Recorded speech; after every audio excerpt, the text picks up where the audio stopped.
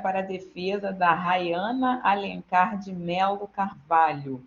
O tema da Rayana, Carlos, é a filiação socioafetiva e seus impactos no direito sucessório. Essa é para você, Carlos. Ó, unifamília e direito sucessório. Perfeito. Cadê Que a beleza, hein? Rayana? Cadê a Rayana? Já está. A Rayana já está aí? Já. Olá, estão me Oi, ouvindo Rayana. bem? Sim, sim, te ouvimos Sim? bem. Rayana, boa sorte. Você tem 10 minutos para defender o seu tema. Obrigada. Boa sorte. Boa tarde, primeiramente, professora Natália. Boa tarde, professor Carlos. Tive o prazer de ter aula com os dois durante esses 5 anos da graduação. Obrigada pela presença e pela disponibilidade de estarem aqui. O meu nome é Rayana. Eu sou concluinte do curso de Direito da Universidade Cândido Mendes, campus Santa Cruz, e tive como orientadora a professora, membro da banca, Natália Azevedo. Bom, o meu trabalho tem como tema a filiação socioafetiva e os seus impactos no direito sucessório. Inicialmente, eu me interessei por esse tema em razão de uma audiência que eu conduzi no Tribunal de Justiça como conciliadora, onde uma pessoa estava buscando a anulação do registro civil de uma criança que ele havia sido enganado, né? Ele registrou como sendo sua, mas não era. E não dei prosseguimento ao processo em si, mas depois eu finalmente escolhi em razão de uma aula que eu tive com a professora Natália, em Direito das Famílias, onde ela abordou esse tema. E, enfim, tive muitos questionamentos, muitas dúvidas, então eu resolvi me aprofundar um pouco. Bom, esse tema ele é relevante na medida em que, além de ser um tema atual, ele não está totalmente pacificado tanto pela jurisprudência quanto pela doutrina, em razão de todas as discussões que permeiam o tema, né, sobre a aplicabilidade, sobre as especificidades desse tema, considerando também que é um tema que precisa sofrer uma atualização normativa para que exista uma regulamentação, porque tem muitos pontos ainda, muitas lacunas sobre esse tema que precisam receber uma regulamentação. Então, dessa forma, eu acabei chegando na problemática que envolve o trabalho, que parte do seguinte questionamento: quais são os impactos gerados no direito sucessório em decorrência desse reconhecimento da filiação socioafetiva? Bom, dessa problemática eu trouxe o objetivo geral, que foi analisar o Instituto da Filiação Socioafetiva no direito brasileiro, a fim de identificar esses efeitos desse reconhecimento do Instituto, quais esses efeitos produzidos no direito sucessório. E, diante disso, eu parti para os objetivos específicos, que foram de compreender esses conceitos atuais de família dentro do direito brasileiro, em especial no que comporta a Constituição, principalmente a de 88, e o Código Civil. Assim como analisar a evolução desse conceito da filiação socioafetiva no ordenamento, desde as questões biológicas quanto às questões socioafetivas. E também investigar esses efeitos dentro da sucessão, demonstrando dessa forma o posicionamento dos tribunais e principalmente do STF. Para isso, eu utilizei a metodologia de pesquisa bibliográfica, me baseei em artigos, jurisprudência, doutrina e no que coube a legislação vigente. Bom, para isso eu dividi a pesquisa em 3 capítulos. Utilizei como base alguns doutrinadores, como Maria Berenice Dias, Rolfo Madaleno, entre alguns outros. Então, no primeiro capítulo, eu abordei brevemente a questão dessa evolução, dessa construção desses conceitos de família, dentro das normas e constituições.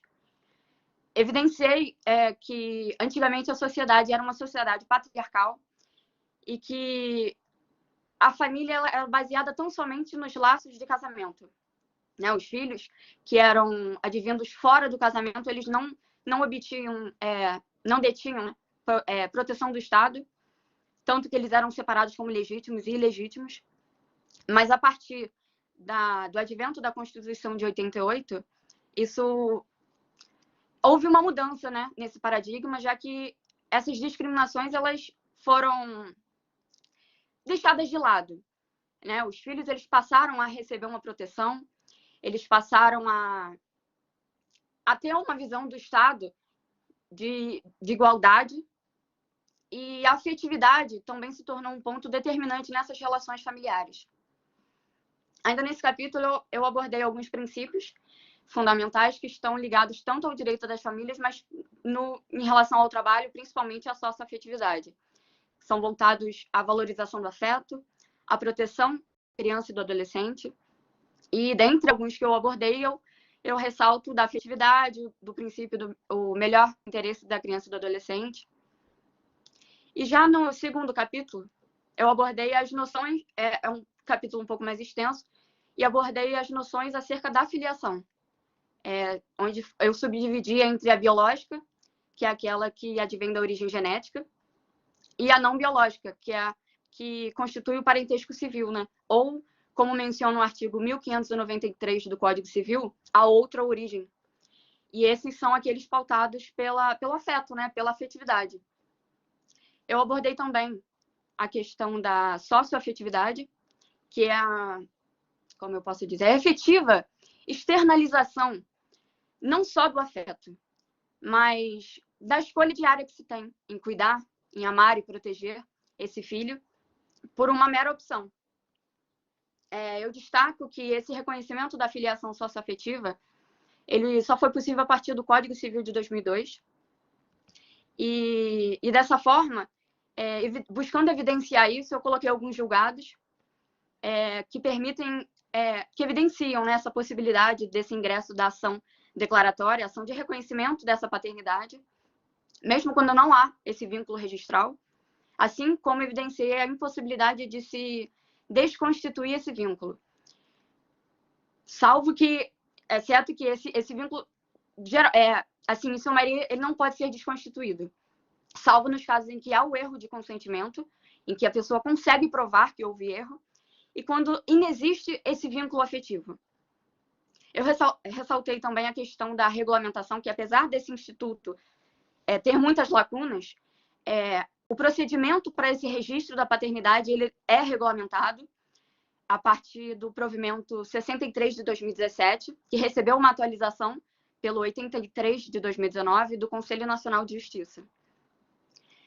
Nesse mesmo capítulo, eu também destaquei as nuances de cada espécie da paternidade socioafetiva, né? Seja por adoção, seja pela posse de estado de filho, ou até mesmo pela reprodução heteróloga.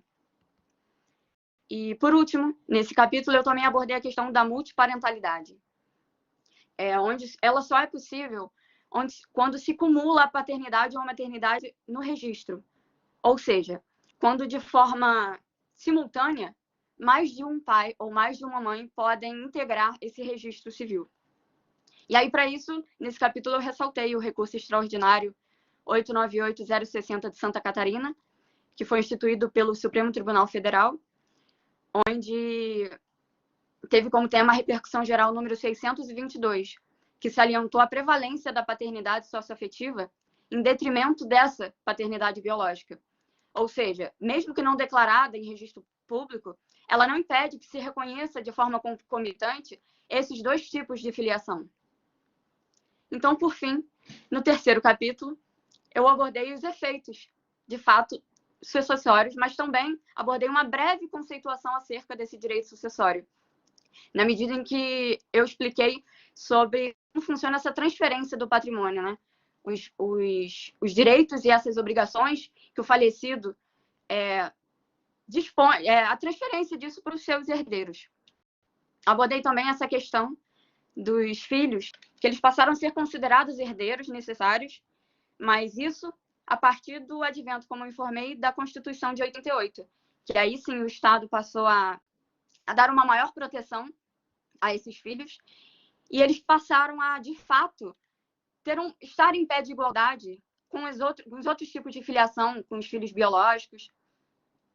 Bom, e por último, eu abordei sobre o reconhecimento pós-mortem, já que as decisões jurisprudenciais elas vêm entendendo dessa necessidade de, em vida, haver uma manifestação de vontade por parte ou do pai ou da mãe afetiva para esse reconhecimento dessa filiação socioafetiva, buscando evitar fraude, buscando evitar o que eles chamam de mero interesse patrimonial. Mas alguns doutrinadores, e eu também entendo dessa forma, que não cabe ao magistrado fazer esse juízo de valor e presumir que se trata tão somente de um mero interesse patrimonial, já que, mesmo que o seja, é uma garantia legal, é inerente a esse tipo de relação, a esse tipo de vínculo, já que uma vez que comprovada e consolidada essa posse de estado de filho, ou seja, já instala-se o status de filho, ele já é considerado um herdeiro legítimo, um herdeiro necessário, então ele já está em pé de igualdade, concorrendo da mesma forma que os outros filhos, os chamados biológicos. Então, agora, partindo para, de fato, a conclusão, da parte final do trabalho, eu respondo a problemática que eu coloquei no início. Quais são esses impactos decorrentes desse tipo de filiação? Os impactos são os mesmos decorrentes de qualquer outro estado de filiação, visto que apenas com uma nuance de que é necessário que exista esse reconhecimento e de que exista, que conste esse reconhecimento no registro civil. Exceto quando, caso contrário, caso não exista, a parte ela deve ingressar com uma ação declaratória, uma ação buscando esse reconhecimento.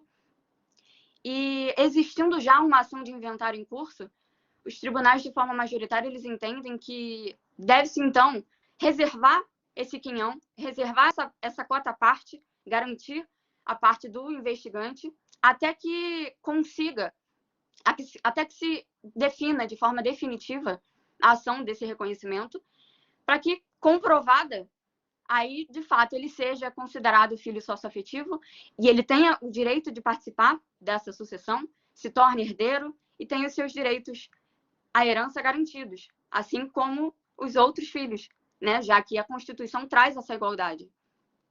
Então, para finalizar, é importante evidenciar que os tribunais eles também entendem que quando o filho ele não está beneficiado por esse testamento, por um testamento, né? Ou então, quando ele não é adotado, nem reconhecido, ou então até registrado, ele não é considerado herdeiro. Ele não... Quando do falecimento, ele não terá os seus direitos, por mais que, de fato, a sua vivência tenha sido socioafetiva, que, de fato, ele tenha vivido dessa forma. Mas quando não há uma comprovação, quando não há essa comprovação desse vínculo, ele não tem um respaldo. Bom, concluo aqui a minha apresentação. Acho que eu consigo passar a ideia geral do que eu quis passar no trabalho. Agradeço mais uma vez imensamente a presença do professor Carlos. É realmente um prazer tê-lo aqui na banca. Agradeço novamente a professora Natália. Foi de fundamental importância para mim tê-la como orientadora. Eu realmente te escolhi como minha orientadora. E agradeço por esses 5 anos que agora eu estou me formando, mas graças a Deus, muito, muito obrigada. Passo a palavra aos senhores, caso tenham alguma pergunta, comentário, ou estou emocionado, mas se quiserem também entenderem que tem algo... Estou chorando, eu choro, algo emotiva. Eu falei para agradeço. Você, dia de monografia, eu fico emotiva, eu fico vendo assim, o crescimento de vocês, né? Fico vendo o quanto que vocês... Nossa, eu te vi no primeiro período, né, Rayana? Lá em Campo Grande, começando. Eu estava falando com o Carlos ainda agora. Enfim, ver isso, essa evolução e ver que você, nossa, fez uma apresentação maravilhosa que fala de um tema muito sensível, né? Porque é um tema muito sensível, muito interessante, e ao mesmo tempo demonstrou assim saber muito sobre o tema, um conhecimento muito grande. Então, nós ficamos muito felizes por fazer parte desse momento, né? Eu, o Carlos, enfim, eu só tenho aqui te agradecer, seu trabalho escrito está maravilhoso, está muito bom, e não tenho nada para te perguntar, para mim foi ótimo, você falou tudo que deveria ter falado, com muita segurança, demonstrou conhecimento, realmente pesquisou, conversamos muito ao longo desses períodos aí para fazer esse trabalho, então eu só tenho aqui a te dar parabéns não só pela apresentação, mas também pela trajetória. Obrigada. Carlos? Olha, eu até queria te fazer alguma pergunta, mas fica até difícil, dada a qualidade da sua exposição. Eu dei aula para você, foi de civil 3 ou 4, não foi? Lá em Campo Grande, de Sim, manhã, né? foi. Ah, sim, Isso. sim. Pois é. Então, e assim, né? É claro que eu tenho muitos alunos e isso já faz bastante tempo, mas né, fica na memória sempre assim, porque, como a Natália falou, né? É bom a gente acompanhar o desenvolvimento, né?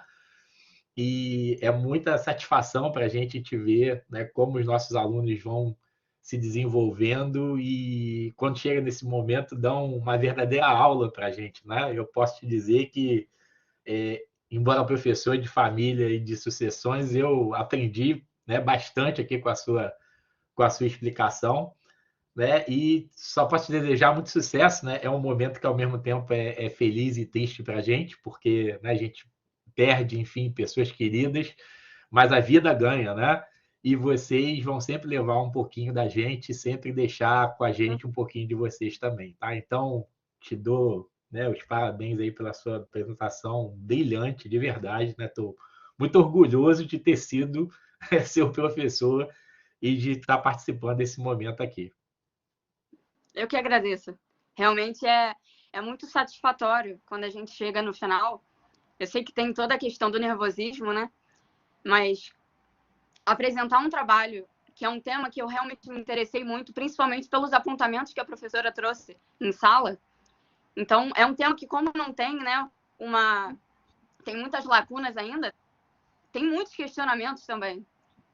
Como funciona essa aplicabilidade desse instituto, como é que vai funcionar a questão da multiparentalidade, né? A questão sucessória dentro da multiparentalidade. Como é que vai funcionar essa questão? Porque abre margem a muita coisa. Então, muitas vezes acaba até criando uma insegurança jurídica, né? Já que, como não tem ainda uma regulamentação, fica tudo a encargo dos magistrados, da interpretação que eles têm, de decidirem. E nem sempre o magistrado vai entender da mesma forma que o outro, vai interpretar da mesma forma que o outro. Então, cria uma insegurança, porque assim como uma pessoa pode ter o seu direito satisfeito, a outra, numa situação bem similar, pode não ter. Então, por isso eu achei que foi um tema muito interessante de abordar, de estudar, principalmente porque eu queria sanar muitas dúvidas, claro que eu ainda tenho muitas outras, eu tenho que esperar muito da legislação, né? Mas muitas dúvidas eu consegui sanar, consegui entender essa temática e consegui gostar ainda mais do direito das famílias. Que bom, Rayana, parabéns. Eu Ó, e se Carlos você não se movimentar, eu vou levar a Rayana para trabalhar no meu escritório, hein? Só te aviso isso. Ai, Rayana. Eu já até indiquei uma vez um estágio, né, para ela, porque eu já sabia que ela gostava e tudo mais. Rayana, parabéns mais uma vez, obrigada. Eu e o Carlos já deliberamos a sua nota. Sua nota é 10. Obrigada, muito obrigada. Parabéns, muito sucesso para você e conte com a gente aí no que você precisar. Obrigada. Parabéns. Obrigada. Posso desligar aqui?